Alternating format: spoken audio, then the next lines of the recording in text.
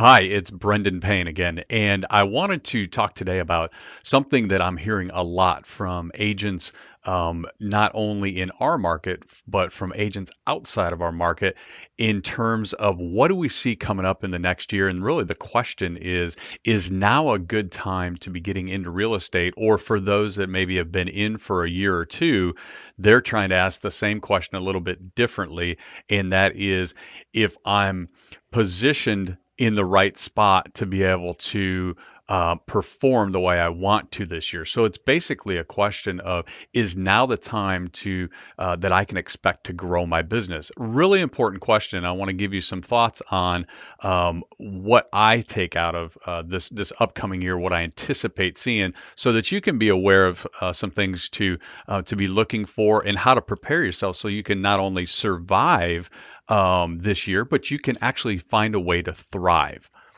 So, the first thing that we want to talk about is what really can we expect from the upcoming year? And I've written some notes down just based on some of the facts that we've seen up to this point. You know, you probably are hearing a lot now about a possible or a likely shift in the market. I want to clarify a couple of things. No one really can predict what's going to happen in the market in 2019. Also, when you're talking about a shift can mean different things. A shift just simply means it's probably going to be different than it has been in the past. Let's face it, we've been in a really, really strong, what we'd call solid, hot market for probably the last 5 or 6 years. So it's likely that a shift is inevitable at some point. Now, on the East Coast, we always have followed the West Coast and bigger metropolitan areas in terms of what happens in the local real estate market.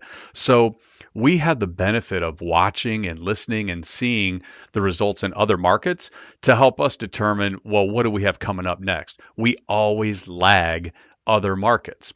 And especially through the South Carolina coast, we've seen that. We saw it when the market went through the roof in '04 through '06, and we saw it in the downturn. We always kind of lag the other markets. So let's just assume that at some point there is a shift, whether it's this year, next year, whatever. This is really a conversation about how do you prepare. So knowing that we're more likely to see some sort of shift in there, what are some things that if you prepare correctly that you can do to thrive in this market? And the first thing you have to understand is in a shifting market, it just means that things are different. So what might have worked last year or the last 6 months or 2 years ago, you may have to adjust. What types of things are we talking about? Think about lead flow. Right now already, you're probably experiencing a little bit of a downturn in the lead flow that's coming in. Now, part of that could be seasonal. We're coming out of the fourth quarter. Part of it could be because interest rates are going up. Part of it could be because, over the last 30 days, there's been some instability in the stock market. Lots of different things go into that. But if you're seeing a little bit of a shift in a little bit of a downturn in the amount of lead flow that you're coming in, that's something that you have to be prepared for. It's also something that you have to react to. So if you can think of how would that affect my business in the next 6, 12 months? Well, if you have a decline in your normal lead flow, then it means you're probably going to have to find other sources for your leads.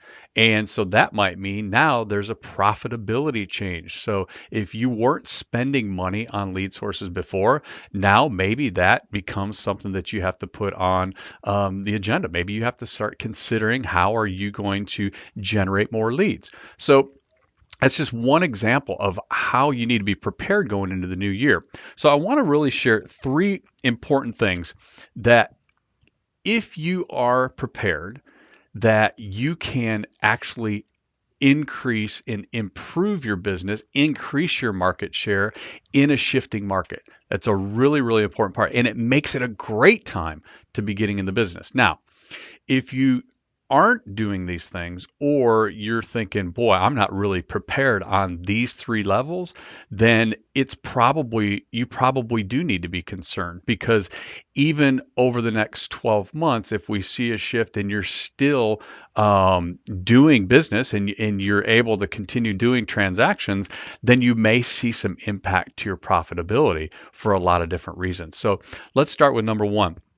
And this is, again, things that you need to be aware of. And if you aren't in a position that you're prepared with these, then probably there is some need for concern and to react to it ahead of time before it's too late. Number one is, what type of lead flow are you receiving? So that can be leads that you're actually generating yourself. And if you're anticipating that there could be a slight shift or a downturn in the amount of lead flow, then you have to do some things to be able to increase that lead flow, whether that's the contacts that you make every single day, whether that is the lead flow that you are investing in, or more importantly, make sure that if you receive company leads, that they have this on their radar. Because as an owner, I know that we're adjusting things so that we can keep the lead flow strong, even though the general market may be experiencing a decrease. Really important, because you still have to have leads coming in. Also, in times of where people are hesitating a little bit to make decisions, the consumers on the fence a little bit more, you actually have to increase the lead flow because fewer people will convert. So that's number one. Number two is, what type of marketing are you providing, or what type of marketing is being provided for you? Now think about this. In a shifting market, where things are just changing and we don't know what it's going to be, so we don't want to define it, what's that mean for the market. But in that shifting market, then there is an opportunity to gain market share, meaning there's going to be people in our industry across the country that were kind of dabbling in the business, hadn't really learned the skills needed to be effective. And so when things get a little tougher, or it gets a little bit tougher to be profitable at the end of each month and each year, they're probably going to exit the business.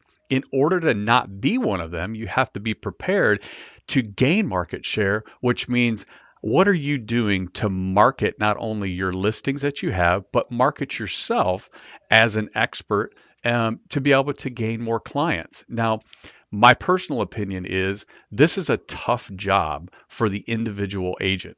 This is a tough job for the individual team without some company support. So if you are, you aren't receiving some company assistance in terms of the marketing for yourself and your brand, then it could be a challenge going into a shifting market, because that's a time where you can actually get ahead. You have fewer competition, fewer competing agents. And so that's a time for you to generate market share. But if you're not doing anything different to have a bigger presence, then that could really, it can be a missed opportunity for sure. And then the last one is skill training. Now, think about this. You could argue that 2013 was probably, late 2012 to the middle of 2013 was probably the bottom of the market.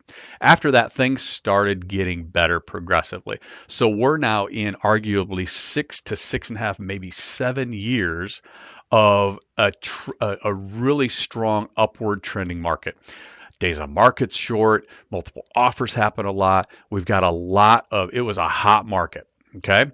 And so anybody that has been in the market selling for less than, say, 8 or 9 years, actually less than probably 12 years, has not experienced a shifting market from hot to maybe softening a little bit. Now, if you're in the market for 10 years, you experienced from, holy cow, 2007 and 8 to what it became. But if you've not been in the market or haven't been selling real estate for 12, 13, 14 years, you've not established the skills probably to go from a shifting hot market to one that's softening a little bit. And boy, are there a lot of skill sets that are important in there. So that's really, I would say, I left that one for the last one because that's the most important thing is right now, are you doing things? Do you have the resources available to you to get the skills that you need in order to be successful in a market that might be softening a little bit?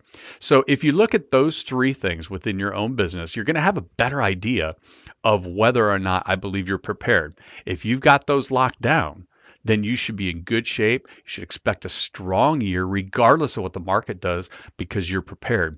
If you don't, look at those three areas of your business and figure out what priorities you need to be focusing on, and then put yourself in a position to get those knocked out early in the first quarter so you're prepared again, regardless of what the market does.